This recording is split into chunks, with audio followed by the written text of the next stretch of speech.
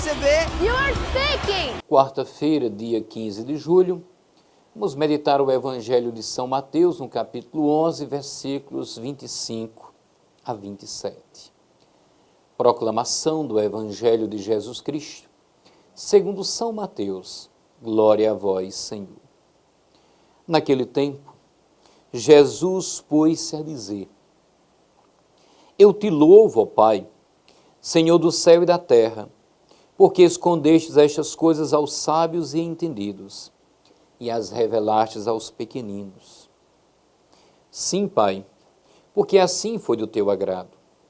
Tudo me foi entregue por meu Pai, e ninguém conhece o Filho senão o Pai, e ninguém conhece o Pai senão o Filho, e aquele a quem o quiser revelar.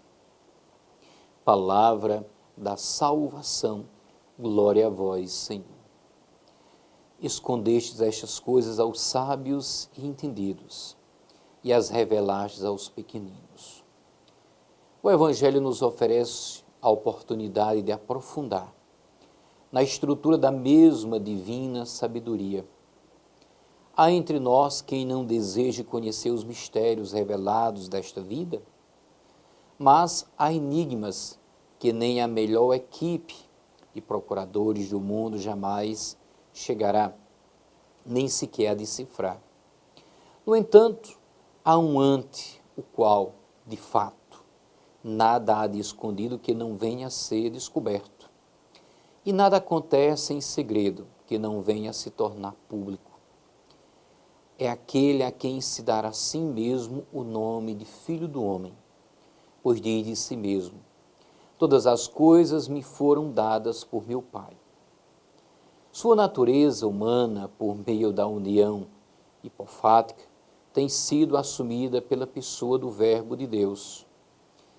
É, numa palavra, a segunda pessoa da Santíssima Trindade, diante da qual não há trevas e pelo qual a noite é mais luminosa que o pleno dia. Em outras palavras, é a mesma natureza divina que se manifesta.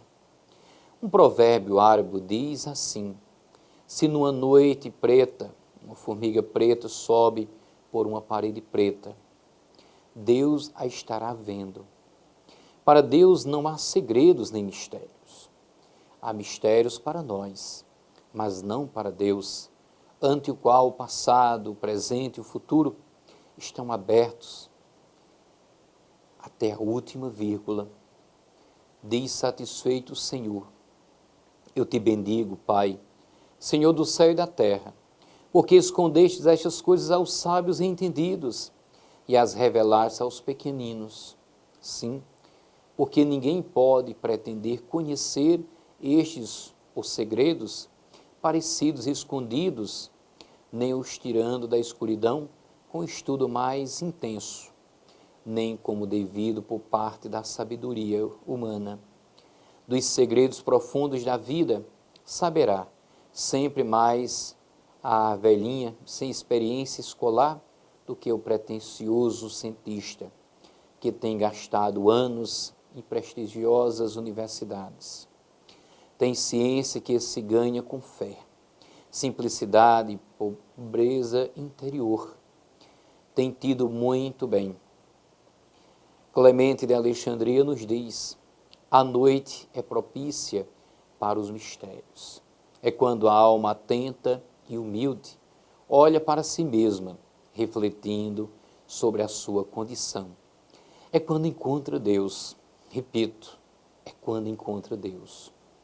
Após o discurso da missão e o envio dos discípulos ao mundo para continuarem a obra libertadora de Jesus, Mateus coloca no seu esquema de evangelho uma seção sobre as reações às atitudes que as várias pessoas e grupos tomam frente a Jesus e a sua proposta de reino.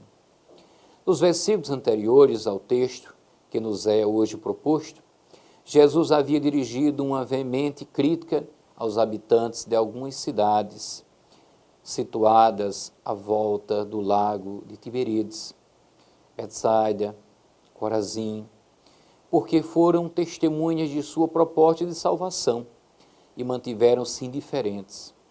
Estavam demasiado cheios de si próprios, instalados nas suas certezas, calcificados nos seus preconceitos, e não aceitavam questionar-se, a fim de abrir o coração à novidade de Deus. Agora, Jesus manifesta-se convicto de que essa proposta rejeitada pelos habitantes das cidades do lago encontrará acolhimento entre os pobres e marginalizados, desiludidos com a religião oficial e que anseiam pela libertação que Deus tem para lhe oferecer. Estamos diante de duas sentenças que provavelmente foram pronunciadas em ambientes diversos, desde que Mateus nos apresenta. A primeira sentença é uma oração de louvor que Jesus dirige ao Pai, porque ele escondeu estas coisas aos sábios e inteligentes e as revelou aos pequeninos.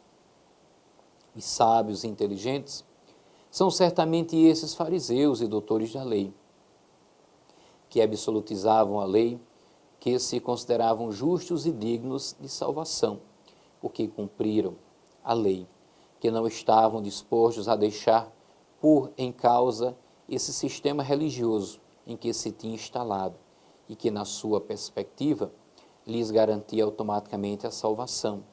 Os pequeninos são os discípulos, os primeiros a responder positivamente à oferta do reino, e são também esses pobres e marginalizados, ou seja, os doentes, os publicanos, as mulheres de má vida, o povo da terra que lhe encontrava todos os dias pelos caminhos da Galileia, considerados malditos pela lei, mas que acolhiam com alegria e entusiasmo a proposta libertadora de Jesus.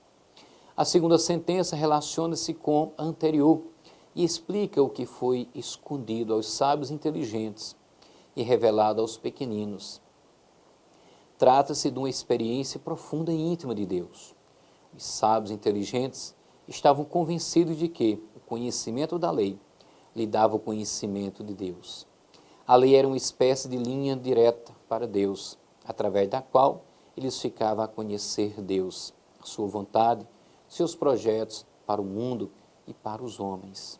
Como é importante para nós sabermos que Deus nos dá a conhecer os segredos dele, à medida em que abrimos o nosso coração.